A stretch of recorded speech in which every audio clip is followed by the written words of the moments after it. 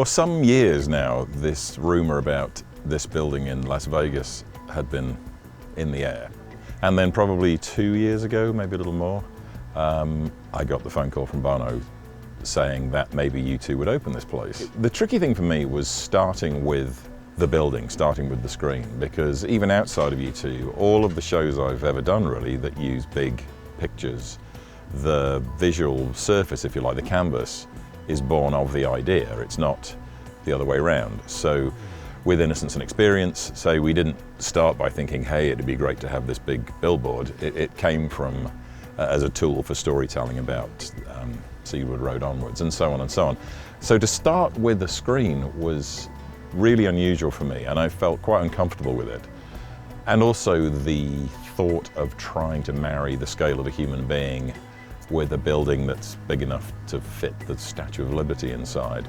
All of those things were tricky, but as we always do, we tend to start the U2 show process. We all get together for a weekend, and day one is great fun, and if we haven't seen each other for a while, we can all just catch up, see what we've been doing, completely blue sky it, listen to new music if there is some, and just let rip. And then we all sleep on it, get together the following day and say, okay, what are we actually going to do?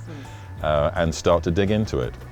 As always, narrative leads, and the goal of the show is we have to know what that is kind of going in.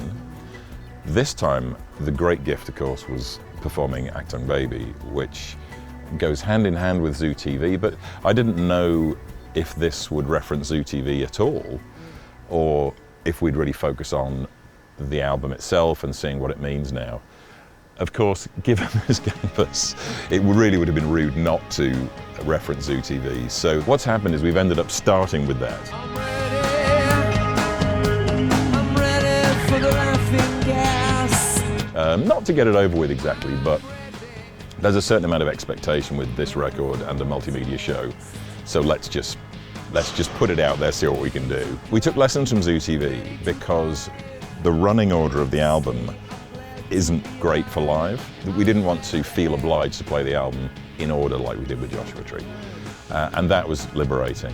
And it was really fun, actually, to dig out the Zoo TV set list and realize that 30 years later, it could stand up exactly as it is. Oh, Dad, look at this. This is cool.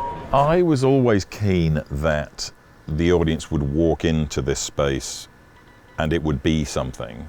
This is crazy. Look at Yo, this is going to be sick. And that it would stay, that it would remain that something until the start of the show. So basically, as Devlin would say, we declared its materiality. We decided this is a place, and especially on opening night, people coming in had no idea what the Pantheon is the only way the building has ever looked. Oh, and I know they're going to kill it tonight, because this is like the 360 tour times 10. Look at this. So that was really exciting, and of course the longer it sits there, the more you just accept it, and so when it splits open, it's incredibly powerful. This room, it has no corners, and we navigate space by corners. You know how big the room you're in is because you can see the corners. And here, not only are we in a room with no corners, but we can create our own corners.